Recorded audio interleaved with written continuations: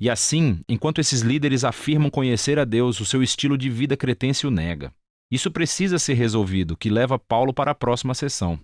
Por causa desses líderes corruptos, muitos cristãos nessas igrejas agora têm famílias e vidas pessoais que são um desastre total.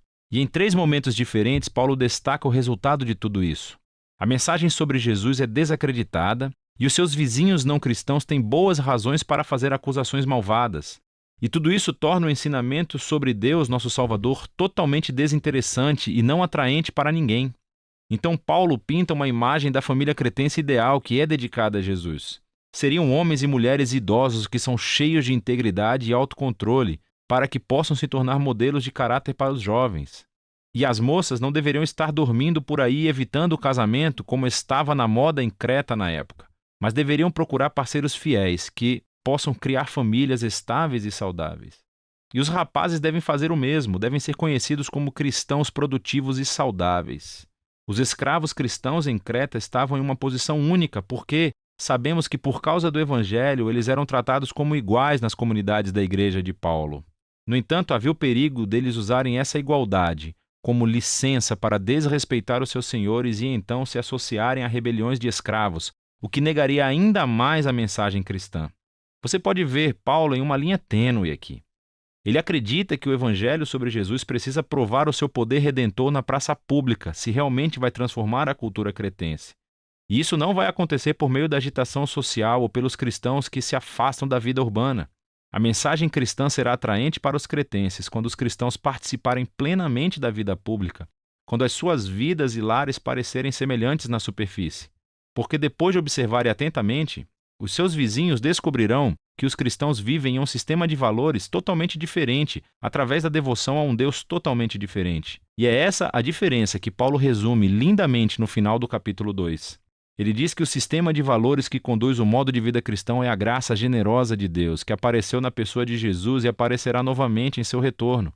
Essa graça foi demonstrada quando Jesus deu sua honra para morrer uma morte vergonhosa em favor dos seus inimigos, para poder resgatá-los e redimi-los. E é essa mesma graça que chama o povo de Deus a rejeitar formas de vida corruptas, que são inconsistentes com o generoso amor de Deus. Paulo então afasta o foco na família cristã para uma visão de cristãos vivendo como novos seres humanos na sociedade cretense. Dentre todas as pessoas, os cristãos devem ser conhecidos como os cidadãos ideais, pacíficos, generosos, obedientes às autoridades, conhecidos por buscar o bem comum. Mas isso é realmente diferente de como os cretenses cresceram. Como os cristãos conseguem viver desse modo de vida contracultural? Paulo acredita que a fonte de poder é o amor transformador da Trindade de Deus, que é anunciado no Evangelho. E ele explora isso com um poema realmente lindo.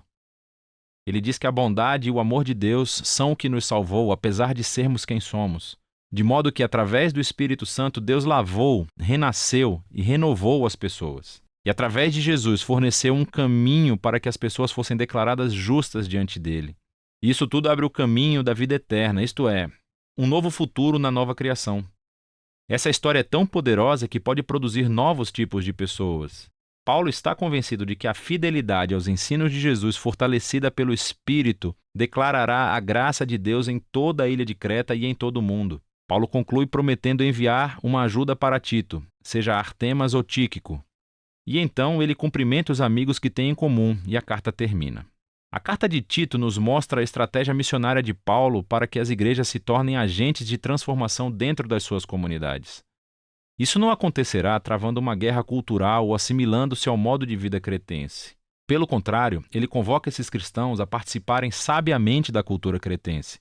Eles precisam rejeitar o que é corrupto, mas também abraçar o que é bom. Se eles puderem aprender a viver pacificamente e se dedicar a Jesus e ao bem comum, Paulo diz que os cristãos mostrarão a beleza da mensagem sobre o nosso Deus Salvador. E é disso que se trata a carta de Tito.